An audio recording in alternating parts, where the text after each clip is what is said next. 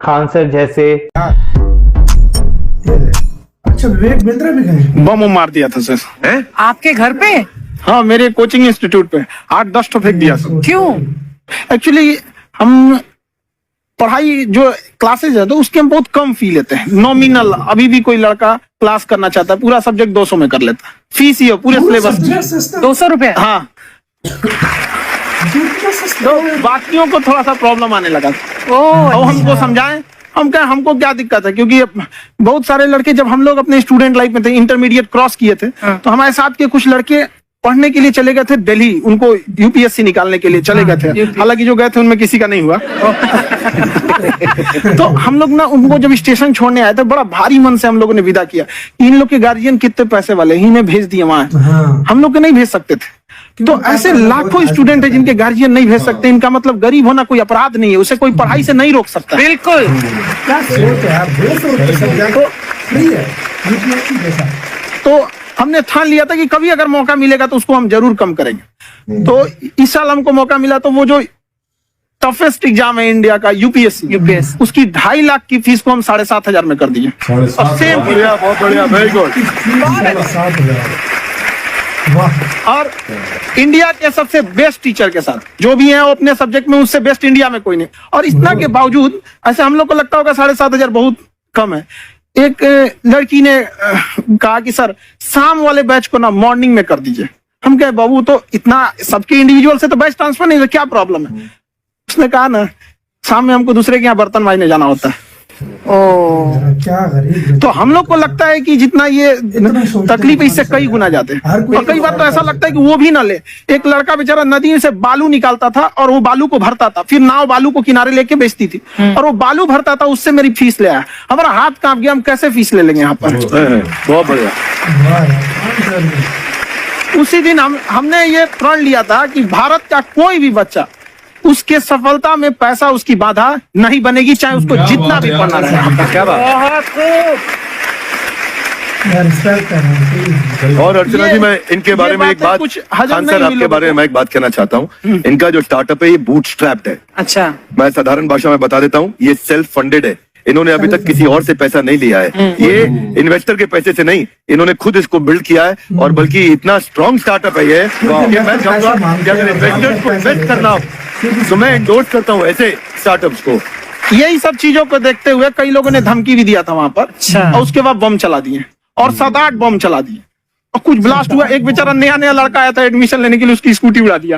वो आया था, कहा कि सर हम तो पढ़ने आए थे, हमारा स्कूटी उड़ गया। तो हमारी ऑफिस उड़ा दिया था।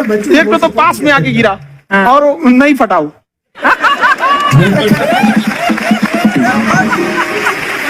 बाद में बहुत सारे लोग धमकियां दिए, लेकिन कहते हैं ना, सूरज कितना भी तेज चमक ले, समंदर नहीं सुखा सकता। वाह वाह वाह, क्या बात है। मैम, एक्चुअली ये फीस कम करने का एक और रीजन है। 2.5 लाख 3 लाख की जो फीस में सब लोग पढ़ाई अफोर्ड नहीं कर पाते, इसलिए वो कुछ ही लोग अफोर्ड कर पाते हैं, तो उनका मेंटल लेवल तो बहुत ऊपर चला जाता है। लेकिन एक पूरे देश का मेंटल लेवल थोड़ा सा स्टेबल नहीं हो पाता है। तो जब फीस कम रहेगी तो हर वो लड़का तैयारी करने के लिए आगे आएगा जिसका सपना है देश के लिए कुछ करने का। सीटें लिमिटेड हैं, उन्हें को मिलेगी, लेकिन जिन्हें नहीं मिलेगी उसे मिलेगा देश का एक जिम्मेदार नागरिक। तो इस देश को बताओ,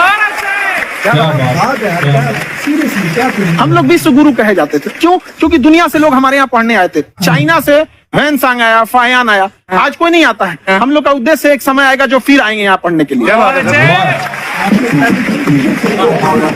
पर आप देखो अर्चना जी, सबसे ज्यादा आईपीएस आईएएस बिहार से निकलते हैं। आप देखो पढ़ाई लिखाई में पॉलिटिशियन बहुत बड़े बड़े निकले हैं। अब तो ऐसा नहीं है, नहीं है, खेती करेगा तो कोई खास वो नहीं रहे, ऑप्शन भी नहीं है। सही बात है।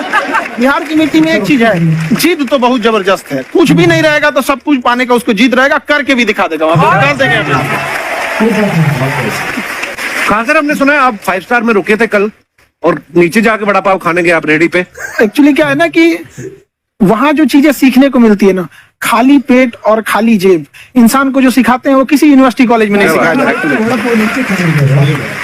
और गरीबी बड़ा बेशरम चीज होती है। तो कहते हैं कि मौत भी तू जल्दी आया कर गरीब के घर में।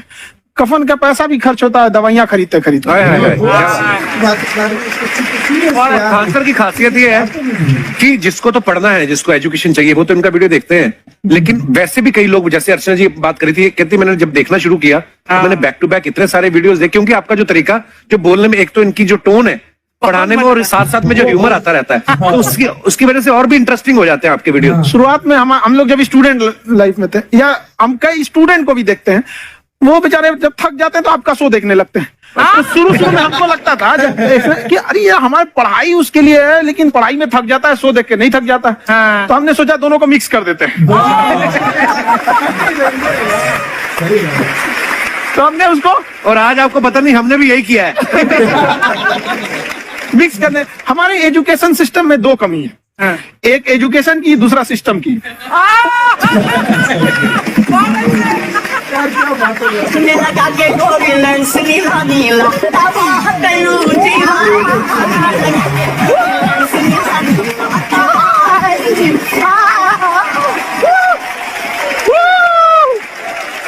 हाय, वाह, नमस्ते गुरुजी, नमस्ते विवेक जी, नमस्ते खान सर। अच्छा लग रहा है, वाह, आप लोगों से मिलकर ना अब हम मर सकते हैं।